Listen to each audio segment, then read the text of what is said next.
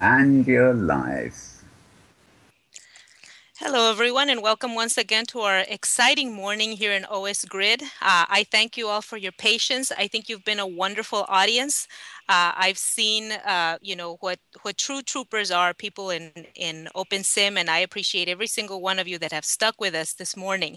And of course, just a quick nod to Mel and his team for a wonderful job live streaming for us. I think that we've been able to carry on thanks to them. So let's go ahead and begin our next exciting presentation. Today we have now Maria Korolov. Maria Korolov is editor and publisher of Hypergrid Business, an online publication tracking the development of practical uses of virtual worlds and immersive technology. She has been a journalist for over 20 years and has reported for the Chicago Tribune, UPI, Reuters, and the Associated Press, and more recently, a number of technology and business publications. She covered the wars of the former Soviet Union in the 90s, the tech revolution for computer world during the dot-com boom, China's economic transformation as a business news bureau chief from 2014 to 2009, and has been covering immersive technology for the past 5 years. She also writes for Network World, CIO Magazine, PC World, Internet Evolution, and other business and technology magazines. So please, everyone, help me welcome our next keynote speaker, Maria Korolov. Thank you very much, Letty, for that nice introduction. I really appreciate it. So I hope everybody has the slides up, and I've got the PDF posted online. And unfortunately, I had a speakeasy queued up, but it is also not loading up as well as in this region. So really, I'm sorry for that. Person who is transcribing, who is looking forward to having that. Okay, so Letty already explained who I was. I'm a technology journalist. I do Hypergrid Business. So that's my Who Am I slide, and it's got my email address on it. Feel free, email me, guys, whenever you'd like. And before I go into this, I would like to take a step back to 1985. And that's what the slide says. Let's take a step back to 1985. And to remind everybody what 1985 was like, we had Back to the Future was the movie. The top song was Madonna's Like a Virgin. Blockbuster had just opened its first store. And Microsoft Windows came out with version 1.0 of the Windows operating system in 1985. So this was before everything, but you could already start seeing things coming down the line. It took 5 years for Microsoft Windows to catch on. So during that 5-year period, we were using green screen terminals. We were talking on landlines. We were walking and driving places instead of looking stuff up on the web. And if you had talked to somebody from the future who told you about some of the things that were coming down, would you really have believed any of it? So say, for example, you have you're coming to me and you're saying, I'm going to have an encyclopedia. It's going to be 100 times bigger than the Britannica. It's going to be free for everybody. It's going to be instantly updated, so it's always the latest version. And we're going to make it accessible wirelessly with a tiny little device that anybody around the world, even in third world countries, can afford to buy and use. And you would have looked at them like they were crazy. What kind of idea is that? I mean, think of how much storage it would take to do this, how difficult it would be to transmit, how logistically impossible it is to organize. and you want it for free? This is not practical in any business form. There was a great quote about the encyclopedia, about the Wikipedia, that goes something like, it's obviously doable in practice, but it's completely impossible in theory. This is not something that should have happened, but it did happen. And it's transforming the way people learn. Anything somebody wants to find out about, they can look it up. Another example of a technology that we would not have believed possible that is also transforming learning is the way that we can ask our mobile devices pretty much any question. It understands us. It understands us no matter what language we're speaking in.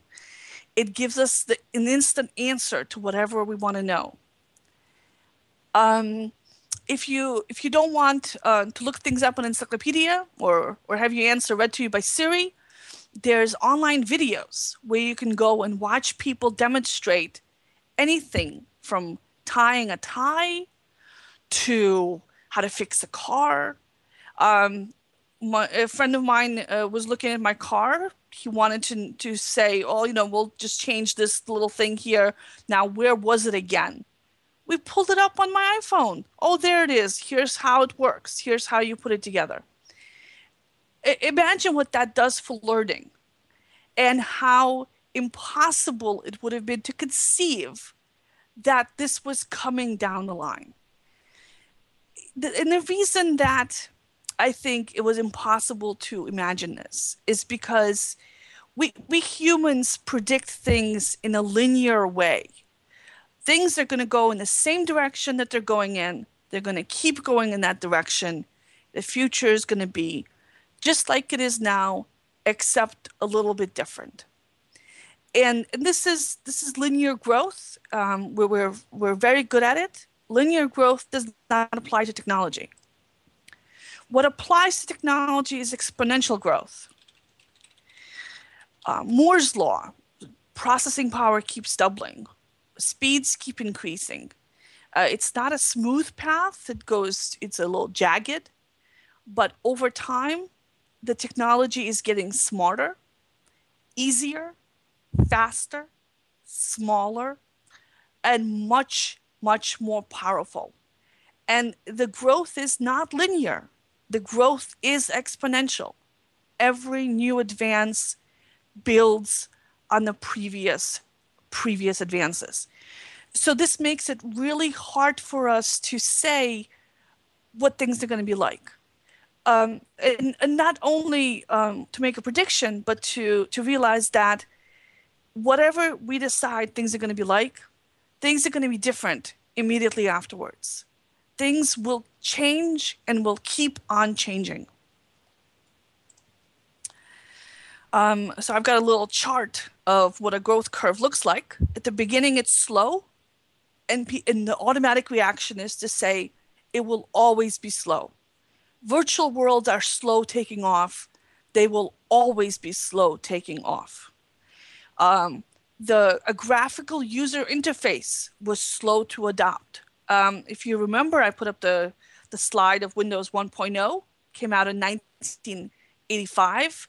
It was until 1990 when Windows 3.0 came out that people actually were using this. It took 5 years for an obvious technology like a graphical user interface with a mouse and a screen to catch on. Once it caught on, though, the adoption rate was very, very high. It just keeps speeding up. So when we look at virtual world technology, we look back and we say, oh, progress has been so slow. It's always going to be that slow. No, it's going to be only slow until we hit the inflection point. And we're still missing the pieces that will really, really jumpstart it. Rosedale was speaking about that yesterday, that we're missing a hardware piece, the mouse, the interactivity. That's what it took for the graphical user interface to catch on, was the mouse and, of course, graphical monitors. We're missing that key piece right now for virtual worlds. We have the equivalent of the graphical monitor. We have the Oculus Rift and similar devices. They're not out of mass production yet, so it's too early to say what kind of impact they're going to have. But we don't even have a mouse at all. We don't have a good way to interact with this virtual world. And who knows what it's going to be? It's going to be some combination of cameras, gadgets, things you wear in your hands. Who knows? We don't have it yet. Once we have that, I think that the inflection point is going to be coming, and it's going to be coming really, really quick. And it's within view right now. That we're seeing all these organizations working on it. The inflection point is coming. Once it comes, it's going to start moving really, really quickly. So we know about the growth curves. We can say the growth curve is coming. The computers are going to be this fast in this many years by plotting out the line. We're going to have the super immersive virtual worlds, graphically very realistic, very artificially intelligent. But we're still missing one big piece of the prediction mechanism, and that is that there's also emergent phenomena that are even harder to predict than exponential growth. Emergent phenomenon like crowdsourcing, which makes everything from Wikipedia to YouTube to open source software to Flickr, all these things are made possible through crowdsourcing. Crowdsourcing is not something that existed to any significant scale before the web came along. And it took a few years for it really to materialize as a major phenomenon. And now that it has, it's making huge differences in how people learn because of crowdsourced education, crowdsourced how-to videos, crowdsourced encyclopedias, crowdsourced news. All that stuff is an emerging thing. Another example of an emergent phenomenon is the way that you can use people's interactions and make predictions based on them, and come up with something new that didn't exist before. One example is recommendation engines that you have in Amazon. Google is basically a giant recommendation engine. Things that learn from our human experience to make predictions of what we would like to have. And this is still emerging and still evolving. So we're going to see these kinds of things show up that we cannot even predict right now. And I have a picture up here of a lolcat, stop, hammer time. As an example of something that would, in 1985, would we have said that this is going to be the way of the future? Funny pictures of cats all over the internet. No, we wouldn't have. I can say that. So, let's take this approach and try to project the 20-25 years into the future again, and obviously I'm doing a kind of a linear projection here. So what the kind of transformations that we saw with the web, here's what they're going to look like when you take them online into a virtual reality. We're going to have more bandwidth, we're going to have more hardware, so we're going to have a virtual reality that's very immersive, that's very photorealistic, that's very fast and responsive. The software gets smarter and easier. So we're going to have virtual reality that's easier to use, that has a simpler interface, that's more natural and easy for people to pick up. The way that an iPhone or an iPad is easy for people to pick up and use. Babies use it. Cats use it. This is something that's very intuitive. We're going to see that in a virtual world. We don't have that yet. We don't have the hardware, interface hardware. Once we do, it's inevitable. This is what's happened with every other technology. This is going to happen with this technology as well.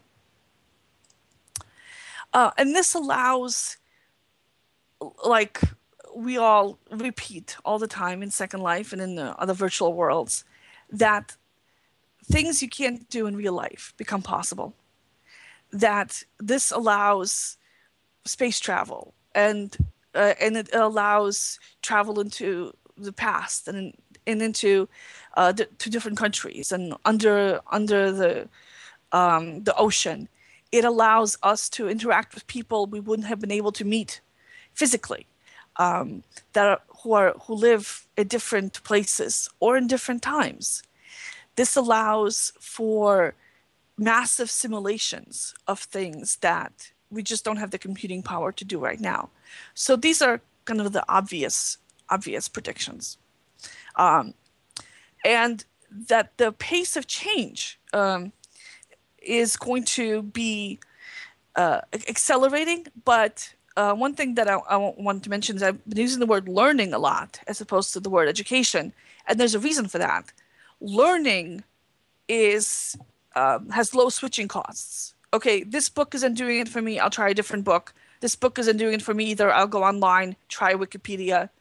That doesn't do it. I'll go on YouTube. I'll try watching a video. It's very easy to look for a new learning method. Education, as in the educational system, is an institution. It's very difficult to change. It changes slowly. It's more often generational change. Government regulations are involved, large organizations, public mechanisms, taxation structures.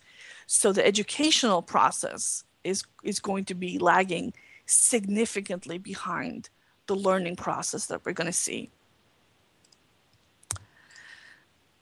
So I'm talking about the kinds of learning that will be possible. So if you combine high graphics, if you combine good AI systems, artificial intelligence systems, high bandwidth, you could, for example, make infinite copies of the world's best teachers. Anybody who wants the world's best teacher will be able to have that personally next to them, teaching them how to do stuff. You can have a situation where people can learn things anytime, anywhere, in a realistic, simulated environment. So if I want to learn surgery, I can practice it in a virtual space. If I want to learn a language, I can go to the virtual version of that country and practice it in an actual immersive environment. And I've got a picture of a scene in France here with the Eiffel Tower in the background. So right now, you can do this in Second Life. You can go to virtual Paris and hang out in the virtual cafes and turn on your sound and your speakers, and you can hear people talking around you in French, which I think is just amazing. And if I wanted to practice my French, I would do that. I would go to the nightclubs in Second Life, the French ones, and try to pick up people, using my limited French skills. Because that's how you learn a language. You learn it by using it. You learn it in stores. You learn it in the cafes. You learn it by talking with friends. This is an amazing thing. And right now it's very limited because it's 2D. It's on a screen. It's really hard to interact. The technology isn't quite there. You put that in a virtual world where you feel like you're really there, and it becomes powerful and immersive and real. And this is the kind of impact that the Oculus Rift has on people who put it on. And this is the kind of impact it will have on people as they start to embrace this and take advantage of it. Up next, I've got a picture from the TV show CSI, Crime Scene Investigations. Another skill that's wonderful to learn by practicing it, but you don't really want to practice on actual crime scenes because you'll mess them up. You can go to reenactments, to virtual simulations of these crime scenes, and you can practice it as much as you want. And at least with CSI, the bodies are dead, so you're not going to mess things up too much. But you can also practice virtual surgery, where the bodies are, are expensive and alive, and this is because this is such an obvious use case for simulations. We're already starting to see medical training with the Oculus Rift, with virtual medical simulations, and it's only going to increase as the technology gets better and the simulations get better. And this is an amazing example of anybody can go and practice this and learn how to do this if they wanted to. Similarly, business simulations. Right now, the business simulations we have, the gaming simulations are very limited. So you ramp those up. You hit the fast forward button. These things are going to be really realistic. They're going to be really immersive. They're going to let you try out different things. They're going to be allow you to try to work through your business problems, virtually instead of in real life, where it would cost you real money, or go through businesses that somebody else has set up and go through, what happened there, in a very immersive, direct way where you can learn a lot from it. Fixing a car, any kind of automotive hands-on kind of learning. You really need to have these things seen and demonstrated in front of you, and it's really great if you can actually practice with it. This is something that's not accessible to everybody right now. You need to be around somebody who can show you these things. You need to take a class. You need to go to an auto garage and watch the mechanics work. With a virtual world, you can do this virtually at no cost, anywhere you want. So and then before talking about the career options this presents for educators, which is the next slide, I want to stop for a second and say, what is that going to do to our world when anybody on the planet can access this kind of learning that today is only accessible to a few people? The medical training, the how to build an airplane, kind of this kind of stuff that it's very expensive and very limited, is now going to be democratized, where anybody can get it, and at no cost, anytime in their life, no matter how young they are or how old they are. What is that going to do to what the possibilities are for people to get stuff accomplished on the planet? And it's one of those accelerating things. If people can learn and apply this knowledge, then our technological development is going to be just ramped up into an even higher gear than what it is now. And now it's hard for us to keep up. So it's going to be extremely fast-paced. And then this is where the exponential curve kicks in. It's going to start moving really, really quickly. And I think that this will change a little bit about what things become valuable. And I will get to that a little bit later. But first, career options for educators. So if you work in a traditional school or a college, that's probably not going to change for quite a while, until the change suddenly hits. But since regulations take so long to change, and bureaucracies take so long to change, I think everyone here who is employed is pretty much safe.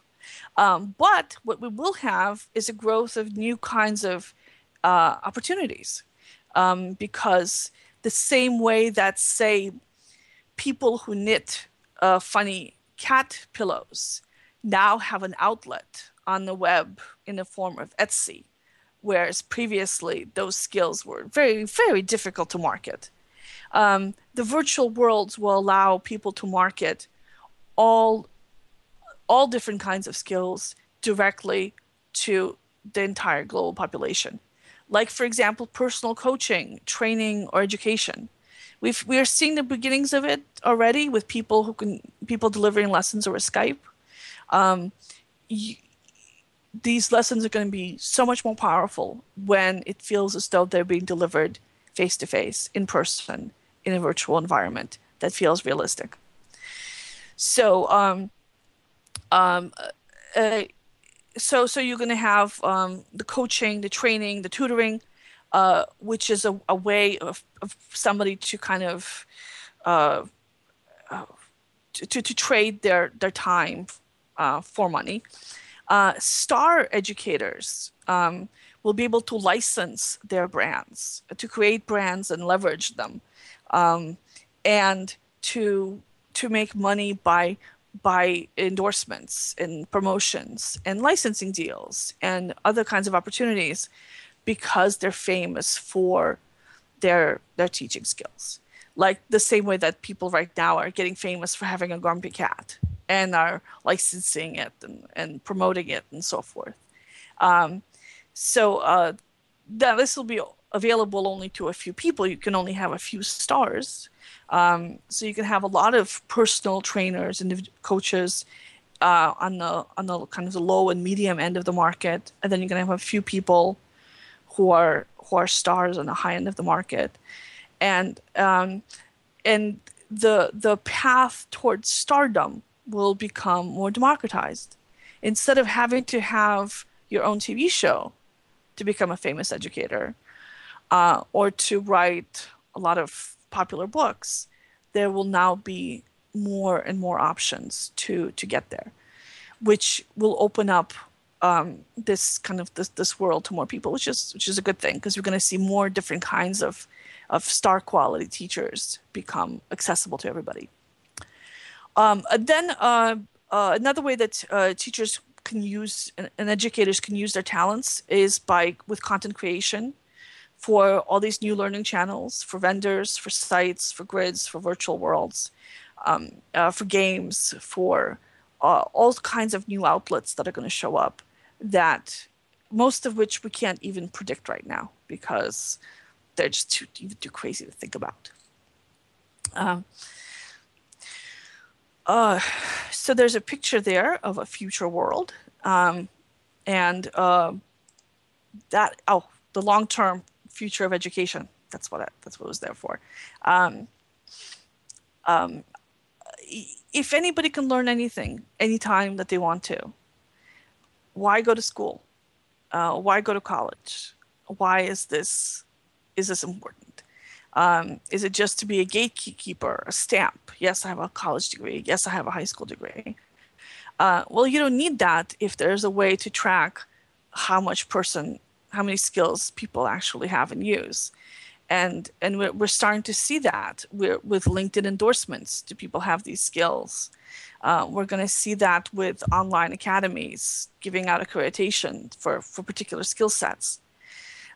So if you can learn anything at the time when you need it, exactly when you need it, then what's the point of putting in a lot of time up front to learn extra stuff you may not need and probably won't remember if you do need it at that point?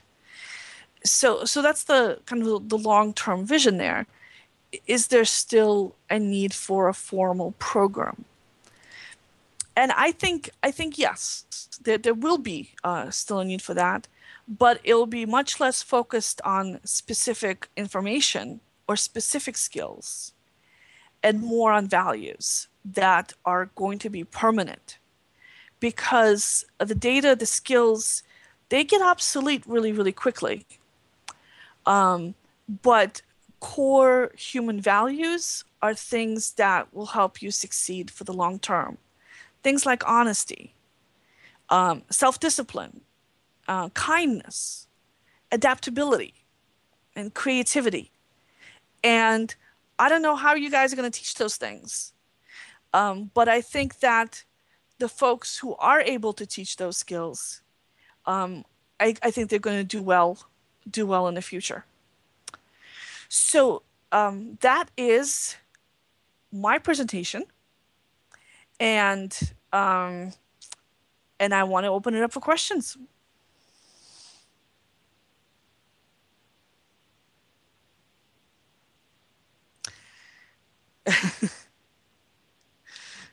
So let's see. So we have a little bit of applause here. Thank you from the local place.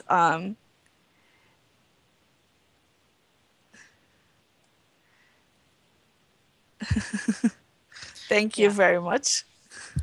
Let's see if anybody types any questions on text chat. Text chat. And also on the live stream, there's a possibility for the live stream chat connection as well. Yes, that's right. So well, what's the live stream URL again? Oh, I found it. Live stream Meta World 2. That's correct.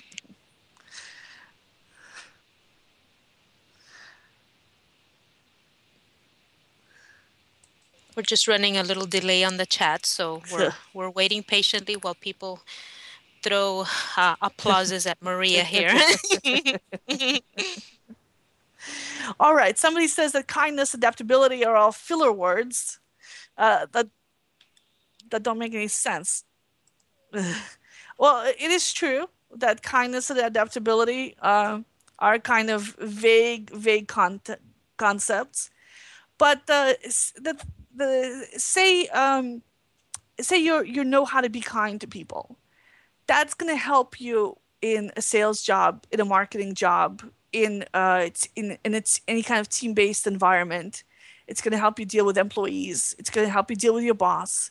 It's going to help you deal with friends and relatives and everybody else. But it's going to help position you for success. It's going to make you easier to work with. This is, if you can teach this, and again, I don't know if you can. It's something that will be useful to a person throughout his life, no matter what happens to technology. Let's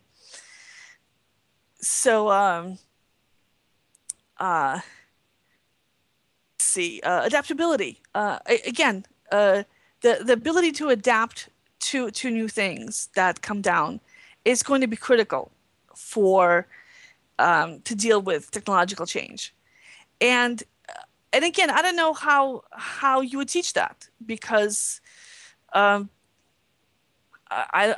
somebody's going to invent a way to teach it, and I think it's going to be one of the more useful things that will happen for society, is to teach the ability to adapt to new things, to adapt to new environments quickly.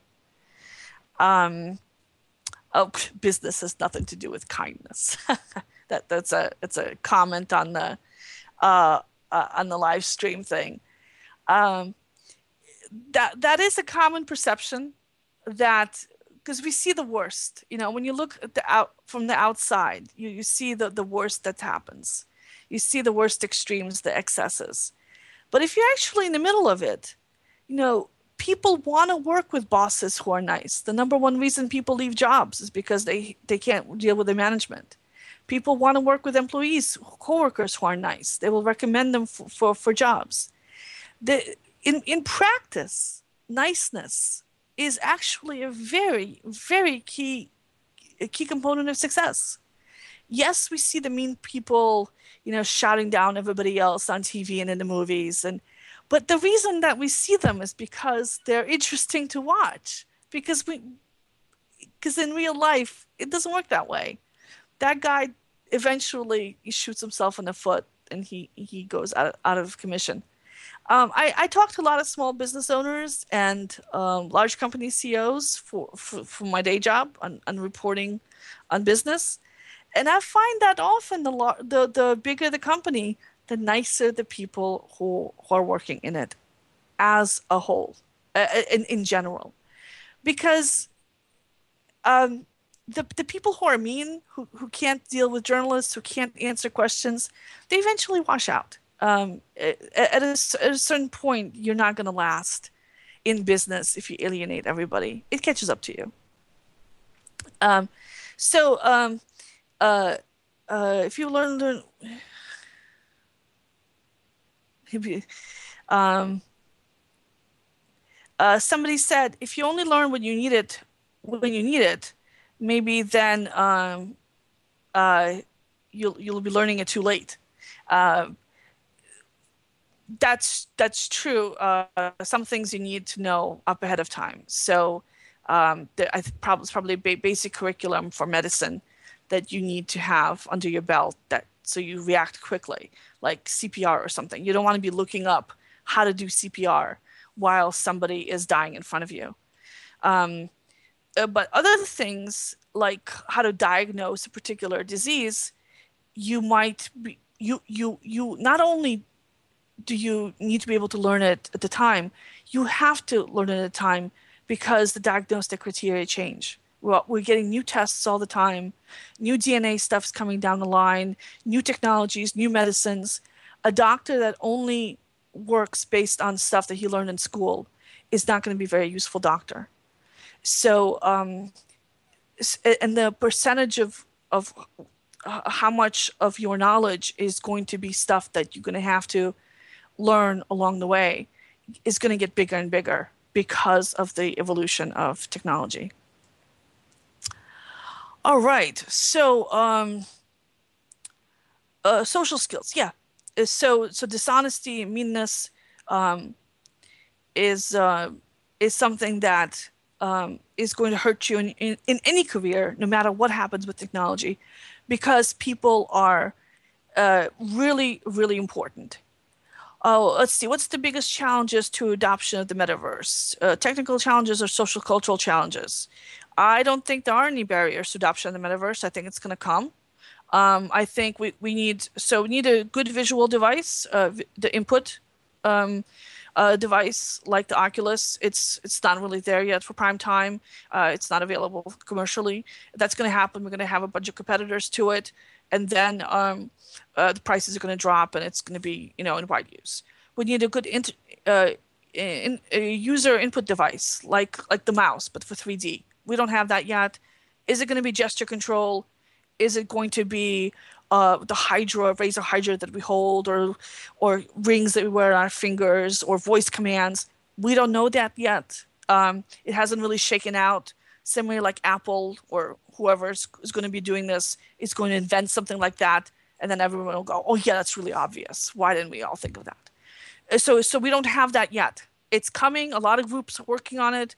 We don't know yet what's going to come out of it. Then we need to have an operating system that's in 3D. We don't know yet what that's going to look like. We don't have a Windows yet for 3D. Again, I don't know if it's going to be Apple or Facebook or Google or somebody in this room who comes up with it. But we're going to need a framework for organizing events and people and information and everything else in a 3D space. So we don't have that yet. It's going to be coming.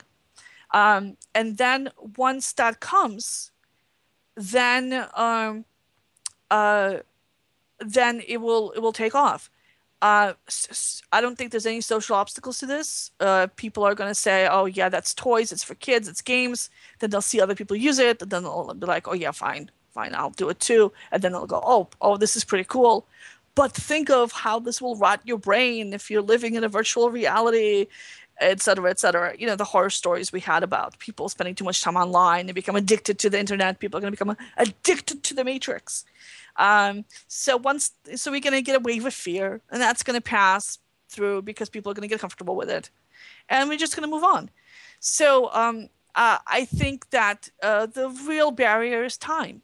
That's the only thing between us and that future right now is time. The technology is coming.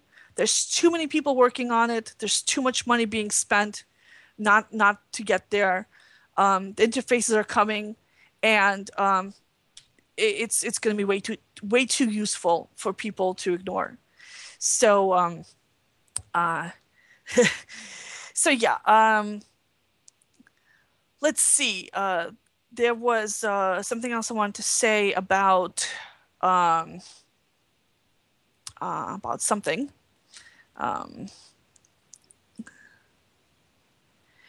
What advantage do you see for people who are already in virtual worlds? I think that people who are already in here are learning very, very key things about how virtual worlds work. And that early learning will be extremely valuable at the start of the metaverse, because people will be like, oh my God, what's going on? Can somebody explain this to me? And what we're seeing in Second Life, in OpenSim, and in some of these other other platforms is a preview of what things are going to be like in fully immersive 3D. So we've learned that, for example, events are really important, and that the web is still a great way to convey information. So if you want to have a calendar up of what's happening, you will send people to a website for that. If you want to have a directory of destinations, you will send people to a website for that. If you want to find out some background information on a person, you send them to the web profile of it. The web is a great way of delivering information, of delivering 2D information, text and images and sound. And it's probably going to continue to be the way we get that information delivered, because it's so convenient. That shopping, that online web-based shopping, is still more convenient than 3D in-person shopping, for the same reason that it's more convenient than in-person shopping in the physical world.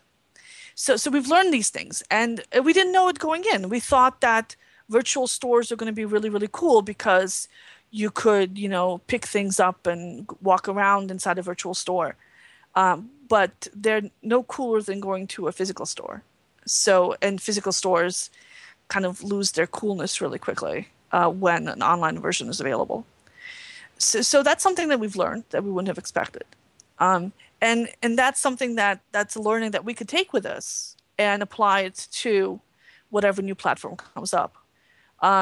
Building skills, the how to arrange things in a virtual world is different than graphic design skills, arranging things on a page. And it's different from physical world building skills.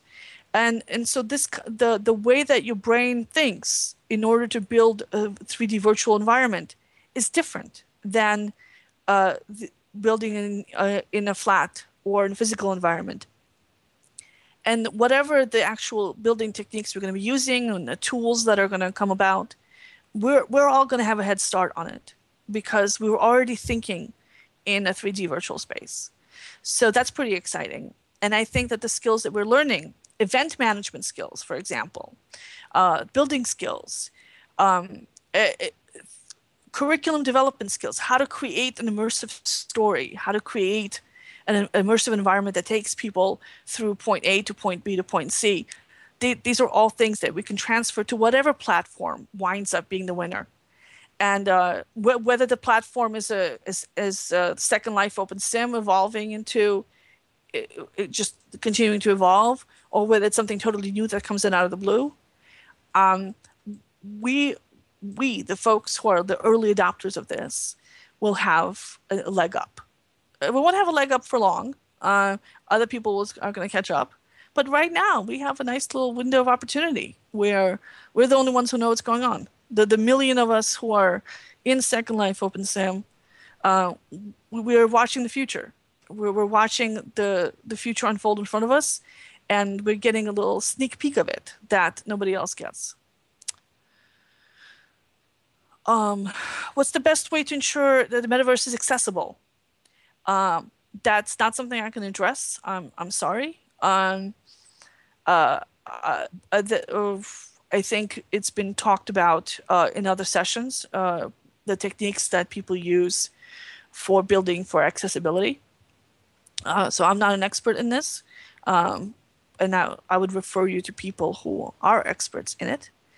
And but I think that as artificial intelligence comes into play more and more, like for example, automatic transcription or automatic reading out loud of chats, we're going to see the virtual worlds become increasingly accessible to people, much more so than the virtual worlds are, as is in fact is in fact the case. Okay. So let's see. I wanted to address something that I've heard, that virtual reality has been tried before and it didn't work, and therefore it will never work again, which is a weird thing to hear and to say, given the fact that everything gets tried and doesn't work the first time or the second time, and it takes a few tries to get it working. And so I don't understand it. Second Life didn't live up to its hype, therefore this next virtual world evolution isn't going to live up to its hype. Well, nothing ever lives up to its hype.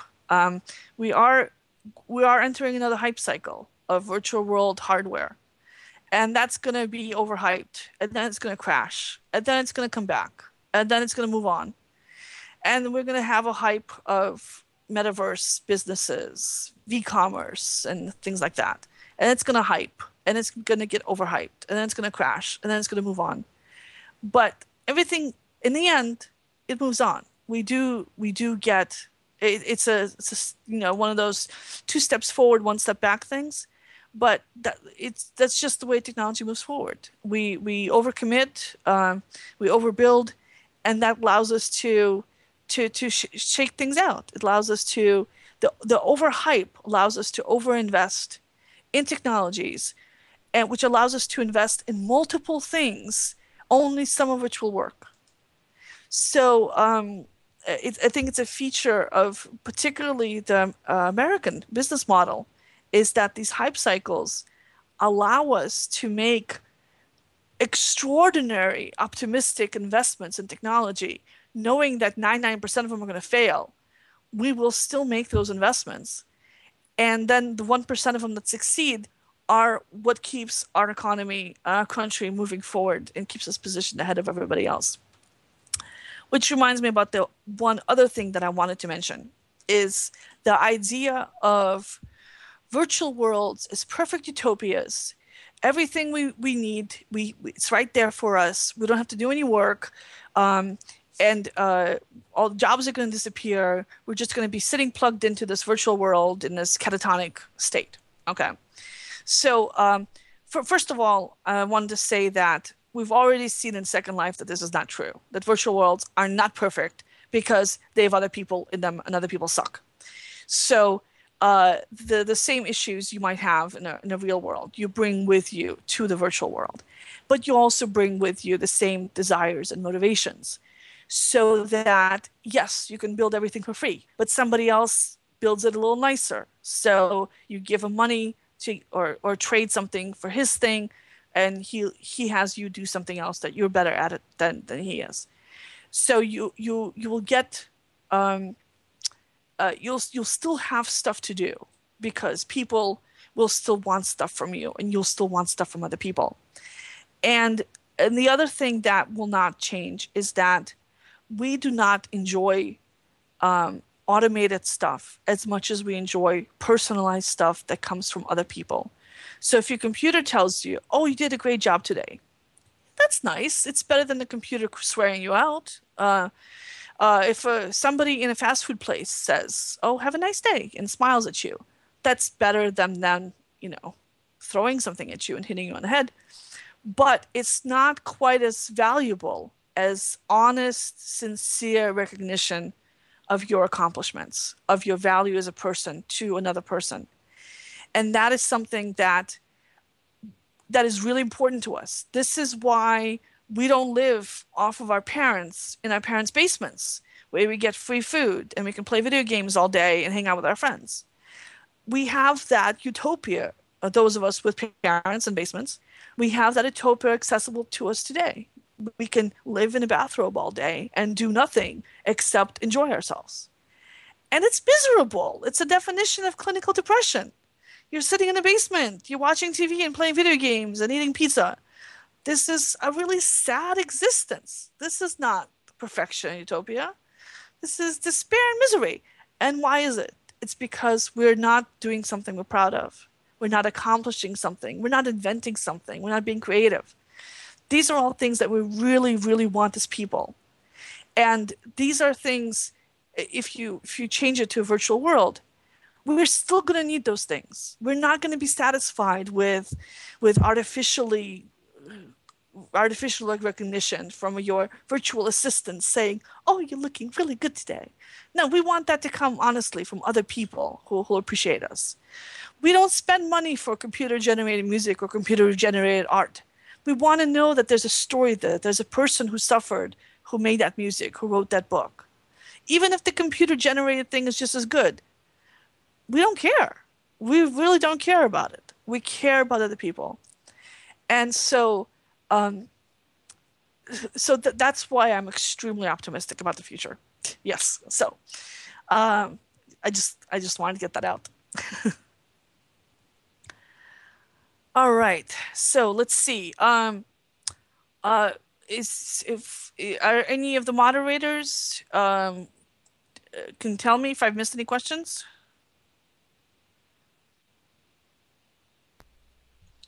I don't see a lot of commentary, Maria, but not really questions. I think you pretty much captured everything that's kind of been popping up there.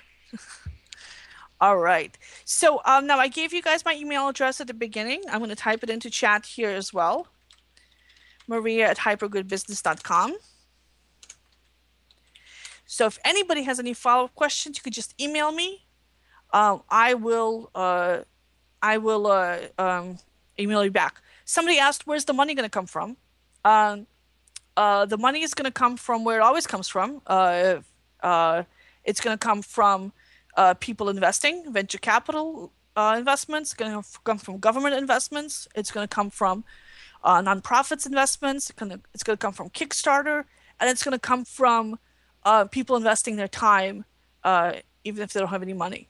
So if there's a big payoff at the end, if one of the companies that does this is going to become the next Google or the next Yahoo, people are going to bet everything they have on investing in that company or becoming that company. So this is why Facebook paid $2 billion for the Oculus, is because they want to be in the race for the next platform. They were behind in the game in mobile. This is their opportunity to make a big stand. I don't think people understand how surprising it is that the mobile space is dominated by Apple, which was basically a non-player on the desktop with 3% of the market share. I mean, Apple, who would have thought? And Google, a search engine company. These are the two big dominant players in mobile. Microsoft has around 1% market share in mobile. Every time there's a big platform change, the field is wide open. Anybody can do it. And the people who do it, they're going to become sitting on top of extremely, extremely valuable companies. And so the race is on, and people are going to spend whatever money they have to get into this race.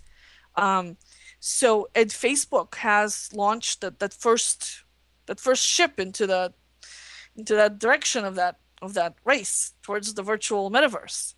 And they have as good a shot as any. If Apple and Google can make it big in mobile, why can't Facebook make it big in virtual? It doesn't mean that they will. Somebody else who we are not even considering right now can come along. Somebody could come along from behind. Microsoft can show up. We could have the open source community could step up with OpenSim and other open source platforms. Who knows what's going to happen? The field is wide open, and that's why I think we're going to see massive, massive investment because there's no such thing as spending too much for a chance to own the future. Whether it's too much money, too much time, or a combination thereof. Okay, somebody did think that Apple was going to be the big winner. Yeah, there was one more question a little bit back on the local chat. It Huh? says, "Do you see Google Earth as a new virtual world?" Google Earth? No. It because it's not really immersive yet. I could see Google Earth as being a source of content for a virtual world. Um, and I think it could be a very good source of content, the way the Google Warehouse is a source of mesh objects. Google Earth could be a source of an environment for a virtual world. Google itself might create a virtual world add-on to use with Google Earth. But the problem, of course, with using real environments is that uh, say you want to have your business in the Eiffel Tower, right? Well, everybody wants to have their business in the Eiffel Tower. How do you decide which one of it gets it? So everybody gets their own, you might as well set up your own grid and put an Eiffel Tower in it and say, this is my virtual world, this is my Eiffel Tower, rather than trying to fight over one particular Eiffel Tower on Google Earth. And similarly, if Google Earth can do it, somebody else can say, oh, okay, you didn't get your Eiffel Tower on Google Earth. I will put up a copy of it here. It's Yahoo Earth, and you can get your Eiffel Tower office here on Yahoo Earth. And somebody else would put up Microsoft Earth, and like, no, come over here. And so you get that fragmentation anyway. So the whole twinity idea of paralleling the real inside the virtual doesn't make a lot of sense to me, but I can see using pieces of the real world definitely inside your own environment, or inside a historical environment, or inside a simulation of traffic flows, or whatever. I can see that content being repurposed over and over and over again in many ways. All right. Thank you, Maria. I think we are pretty much out of time and out of questions. Excellent. I appreciate That's a your good combination. patience. Yes, exactly. And thank you all, those of you that have been joining us in World and OS Grid. You all have been great. And thank you all, those of you in the live stream chat. It's been wonderful. Thank you, Maria. And thank you, Mel. All right. Well, thank you everybody for having me. I really love it. This has been a great convention. And we have some great speakers, and I'm looking forward to seeing the rest of the presentations. Goodbye, everybody. Stay in touch.